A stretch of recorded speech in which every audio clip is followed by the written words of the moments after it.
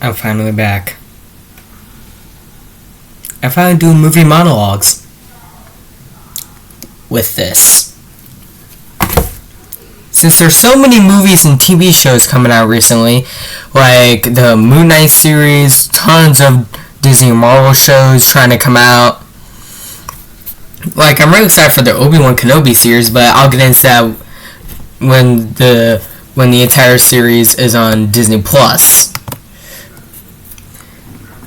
And the Flashpoint movie, I can't wait to see that, but with the original Batman, Michael Keaton, that would be really cool. But today we're taking a trip back in time, or back to the future. I don't know how this stuff works. Anyway, we're taking a trip back to when this was very popular. Up until I got this in 2020, I didn't know what the heck anyone was talking about. I didn't understand the references to this. I didn't understand the quotes from it. I didn't understand why people liked it so much. So I finally decided one day that, you know what, I'm gonna get it. I'm gonna get Back to the Future, the Ultimate Trilogy. So I got it, popped it right in, and now it's one of my favorite 80s movies. It is amazing. With the time machines, the callbacks, the theme, so great. And they are finally releasing a Lego set on the DeLorean. Yes, they're bringing it back. And you can interchange it with the DeLorean from all three movies. Like, you can add the antenna from the end of the first one. You can add the garbage energy disposal on the back for the second one. And then for the third one, you can add the huge car battery that they use to travel back in time to the Wild West. Now, but I'm just going to be looking at the first Back to the Future movie today. So, what makes this movie so spectacular than any other movies? Well, first of all, it's the first time travel movie that isn't really confusing. Yeah, surprising, right? All the other time travel laws in movies are really confusing nowadays. Like, trying to understand the Avengers Endgame trying to explain time travel to you. It's confusing, right? But when Back to the Future, the movie explains it, it actually makes sense. It actually makes sense. Because the first time I was watching it, I was at my uncle's house, right? And I'm just like... Because, like, I watched the first Back to the Future at my uncle's house. Then I saw the Ultimate Trilogy at Best Buy, and I was like, why not watch the 2-hour sequel? So I bought the Ultimate Trilogy. But anyway, back to what I was saying. So I watched the first Back to the Future, and I went like, okay, this actually makes sense. I want to watch the second one, but didn't have the time. But anyway, it is drenched in the 80s, I can tell you that. Marty is like a rock guitarist or something, and somehow he knows Doc Brown. They never explain how he got to know him. But one day he's like, dude, I invented a time machine. No crap, get over here. So Marty dashes to the Twin Peaks Mall. I'll come back to that.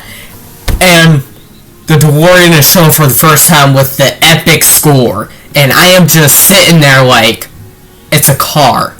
How can they make a car into an epic time machine? But they did it. Yeah, they're originally going to do it with a refrigerator in the back of a pickup truck. Think of how different this trilogy would be if it was a refrigerator in the back of a pickup truck. Anyway, back to what I was saying. So, I'm sitting there like, okay, how are they going to do this? So, they put the dog Einstein, Doc Brown named his dog Einstein, he put it in the time machine, set the time machine up to 1 minute. and sprinted it. He made Einstein's watch sync with his watch so he can make sure the time machine works right. A minute later, the DeLorean dashes by, flames trail behind the back, it is frozen shut. Doc Brown had to use his foot to open it because it was so frozen.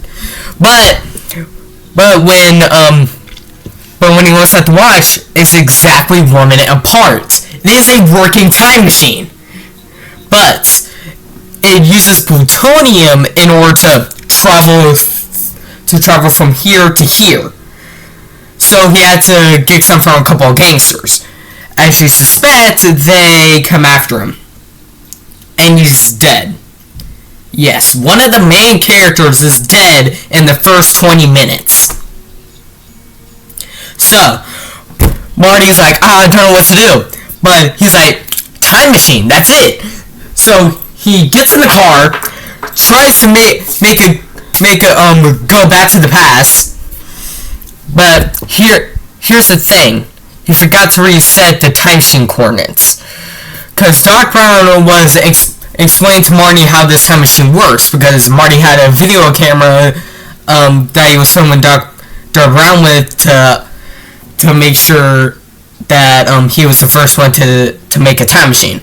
So he was like, okay, November, I forgot the day, 1995, and he was like, that's the first realization where I got an idea for this, the flux capacitor. And he explained that thing is what makes the entire time machine run.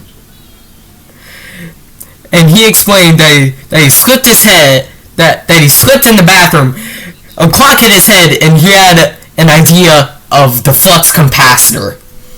So, back to Marty. The game was right up behind him. Marty was right here, and then it finally hit AA, and he was out of there. But he was on a farm. Now back to the Twin Peaks I was talking about. Twin Peaks was originally a farm owned by this family, and it had 2 Twin Peaks, peak trees. That's why the mall is called Twin Peaks. So while Marty was trying to escape this family, because the family thought he was an alien from outer space, because face it, if a futuristic car ends up in your barn and you're in 1955, you're gonna accept this as a time machine, or just aliens. And then Marty crashes into one of the Twin Peaks. And this is a really cool detail that I realized while rewatching the first movie. So, he crashes into one of the peaks, right? But when he time travels back to the future and tries to stop Doc from dying, instead of Twin Peaks Mall, it says Lone Peak Mall. Or Lone Peak Mall. Yeah, it says Lone Peak Mall. That is a really cool detail to show that Marty's actions in the past have changed the future. No matter what he did, he changed the past in one way or another.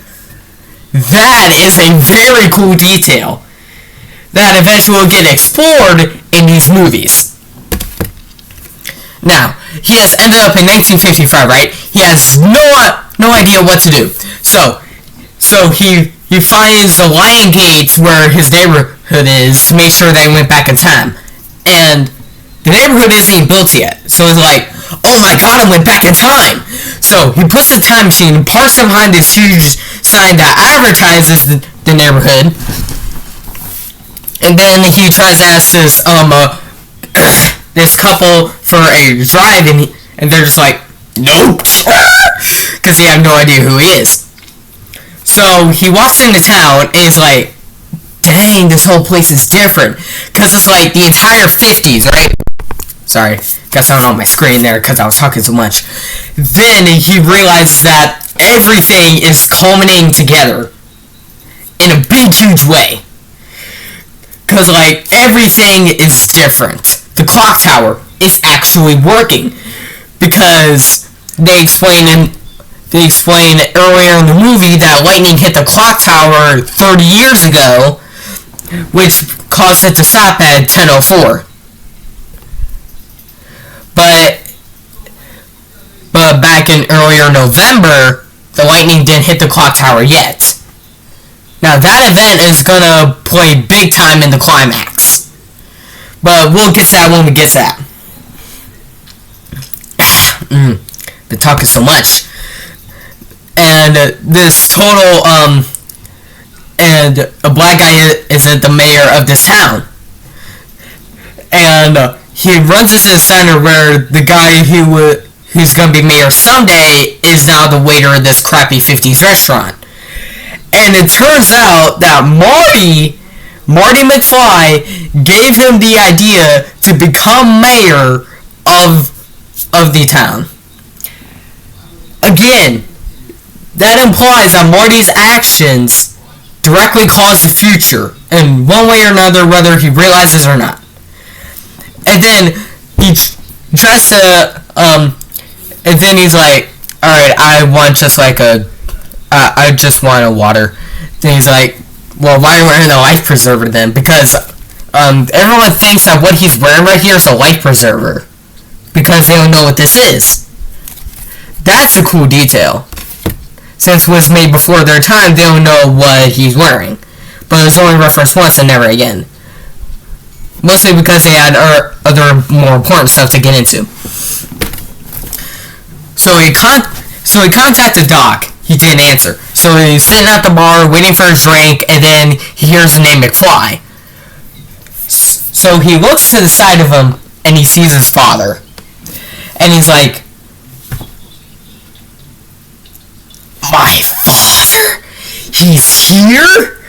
Oh, I can't believe it. And then Biff will become a pivotal character in the second one. Biff comes in, he's like, bring your homework to McFly! Because in the future, Marty McFly's father, George McFly, works for Biff, and it's kind of a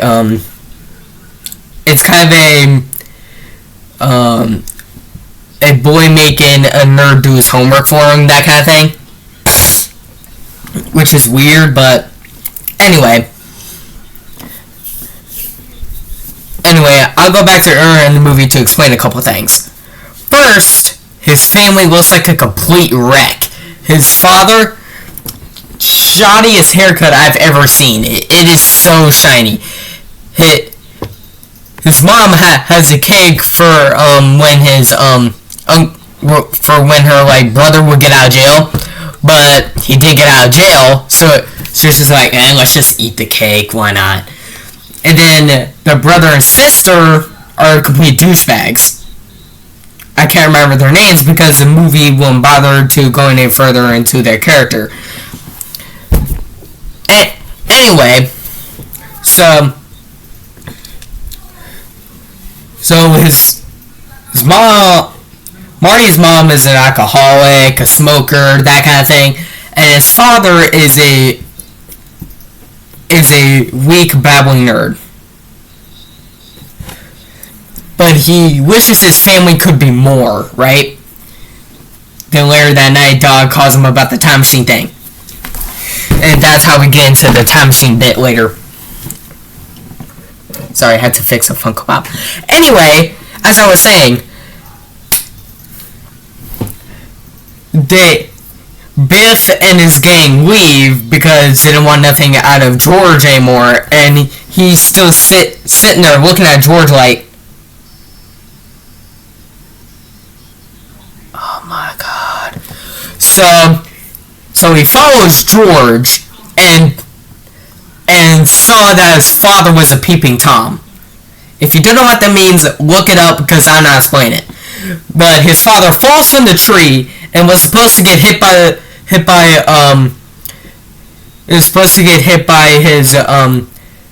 his mom's father's car, and George, and that was a way George and I forgot his mom's name, meet each other. But instead of George getting hit by the car, it is McFly. Not McFly, but yeah, he is McFly, but Marty. So instead of George instead of Marty's mom falling in love with George, it's Marty's mom falling in love with his own son. That is just all over the place messed up. For a lot of reasons that I will not get into. So he figures out where his family came from, right? And this really funny joke, later in the movie, the brother is in this little playpen thing, and then the mom's like, well, in Christ will never take him out, so we just leave him in there. And then Marty's like, you better get used to these bars, kid. And that's just funny to me. That's just funny to me. That's just funny. Oh, and another really funny joke is when Mark saw this, it's like, oh yeah, I saw this before. And then the kid's like, how could you? It is new. And then Mark's like, oh yeah, I saw this on rerun. Then the kid's like, what's a rerun? That is another great time travel joke. That's another great time travel joke, because I guess reruns were a thing back in 1955 or something. Anyway, he goes to Doc's house, because Doc used to be rich until other people claimed him insane and took all of his money, and now he lives in a shabby warehouse. But anyway, he's rich, right? And he goes to Doc's house, and Doc is wearing this mind reader thing, and tries to read his mind. He's like, you're here for Four Scout cookies, need clock tower money, and then Marty had enough. He took the cord down and was like, I came from the future, Doc. Her time machine works. And Doc's like, no way, I'm in a time machine, no. And then to prove it, Doc's like, okay, then who's the president of the future? And Marty's like, Ronald Reagan. And then Doc's like, an actor as president? Laughs in his face and shuts the door. But then Marty tells Doc the one thing that Doc would only know, of how he came up with the idea for the flux capacitor. So it's like, you really did come from the future.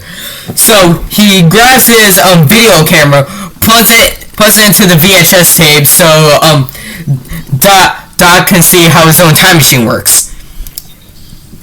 And Doc in the video explains that it needs plutonium, or 1.21 gigawatts. And then the past Doc freaks out, because he's at 1.21 gigawatts! 1.21 gigawatts!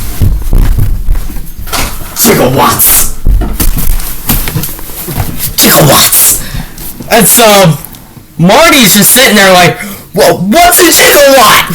And follows him. And Doc explains that has a lot of energy that he needs to create in order to make his expensive future. And then Marty has this realization like, oh yeah, on Friday lightning will hit the clock tower. And so Doc is like, that could be enough. So Doc is like, okay, for you not to interfere with the past anymore and change the future, you need to stay here at my house for a week. And that's understandable. And then Doc is like, okay, did you change the past in any way before you came to me? Is it? Then Marty went like,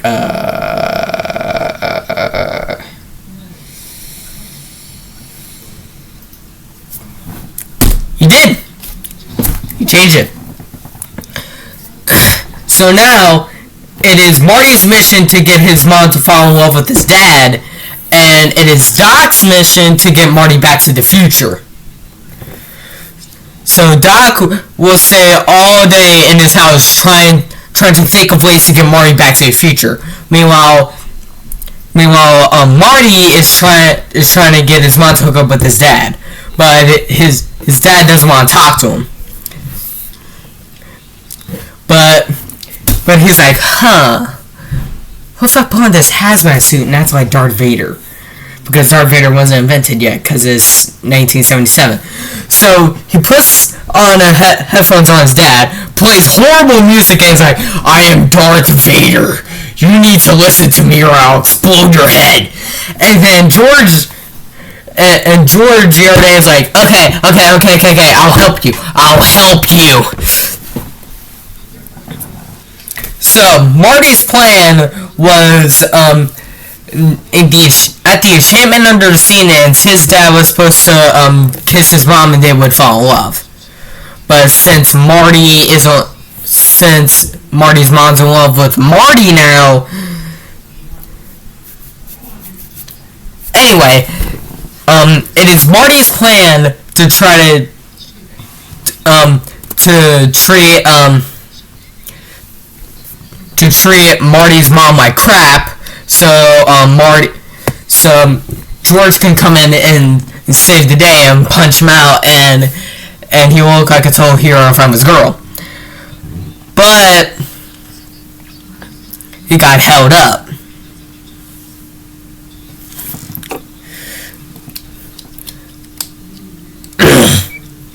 Sorry, I've been talking so much. He got held up. So instead of Marty being in the car, it was Biff. So George had to overcome his fears and stand up to his bully Biff. That wasn't working out.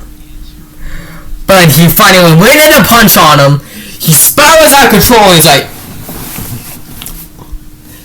and he succeeded. They are now in love. But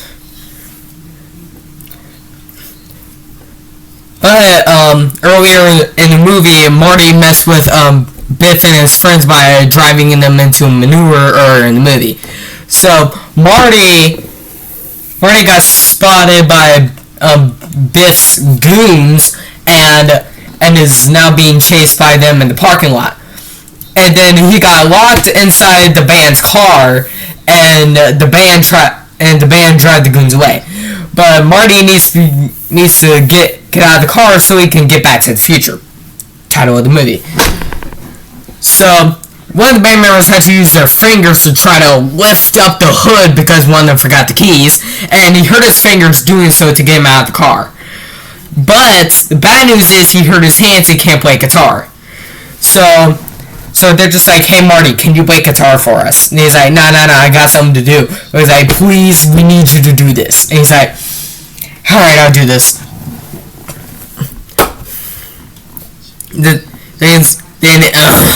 He was playing a song from the future, right? And then a crazy thing, the dude with his fingers broken calls his friend. He's like, you know that new song you've been before? Well, listen to this.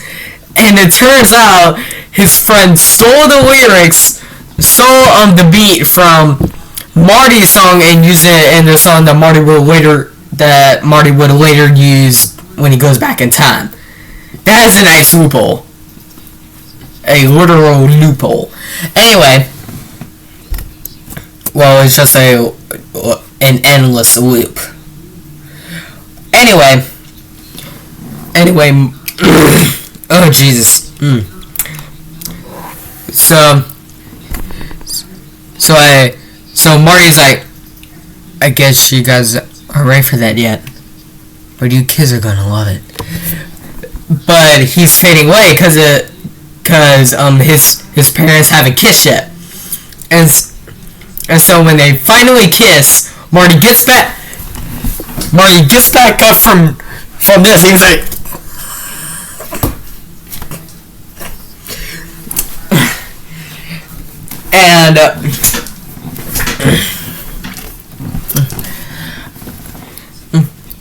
and everything is right with Marty's past.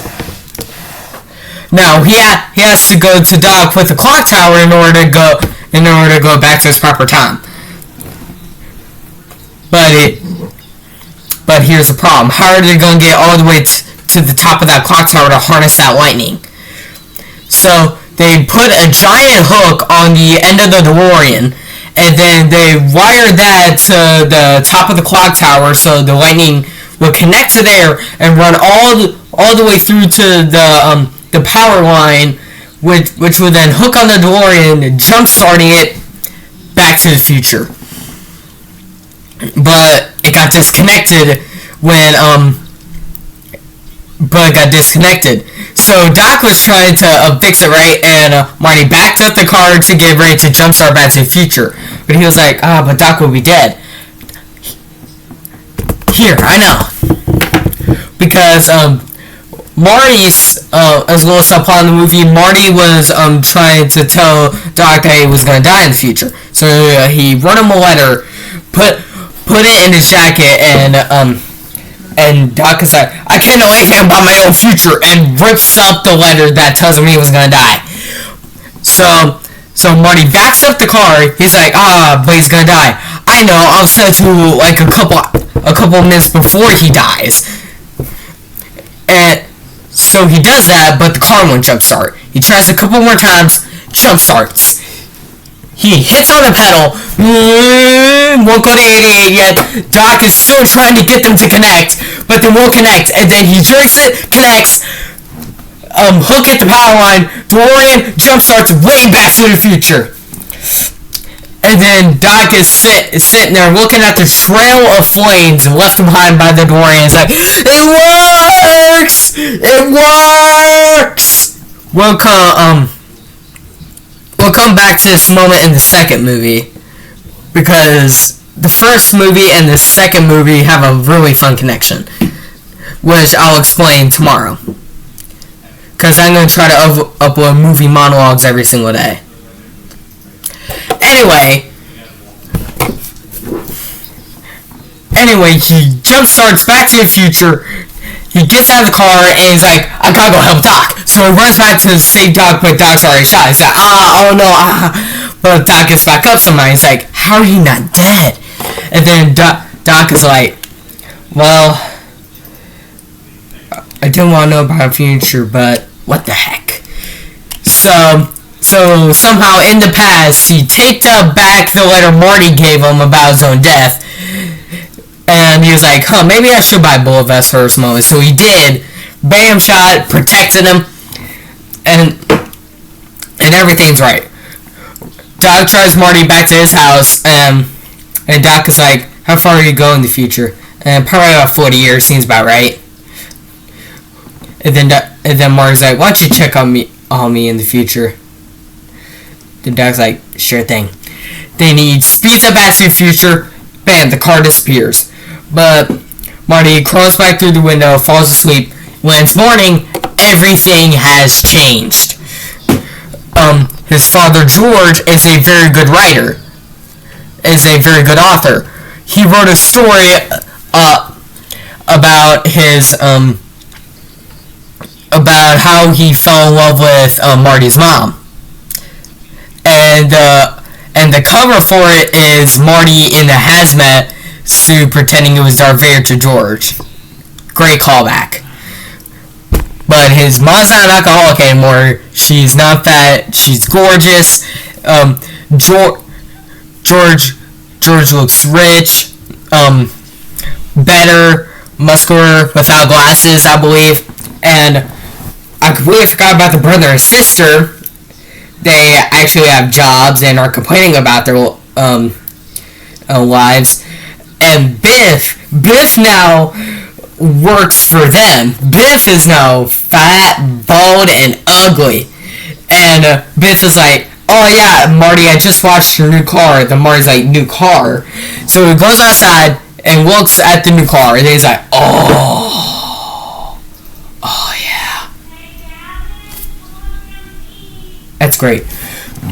Anyway, he has a girlfriend, right? And his girlfriend and Marty dream of speeding off to someplace romantic together. But Marty didn't have a car back then. Anyway, Marty's here with the car. His girlfriend shows up and he's like, alright, fine, I'm gonna take that trip. And Marty's like, sure, anything for you, girl. And then Doc comes back in from the future and is like, Marty, I need you. I came from the future, Marty. I need you to go back to the future. Because you see, you are and your treasure hunt are in danger, Marty. And then he brings his girlfriend with him too. And he's like, we don't have enough road to go to 88. But he's like, where we're going, we don't need roads. He cranks it up and now flies. I don't know how, but it's probably because of the garbage dispenser thing at the top of the machine that Doc changed. It originally ran on plutonium. Now it runs on garbage that he runs through the machine. He speeds up, trails in front of us, and off to black. And that is Back to the Future. A really cool movie.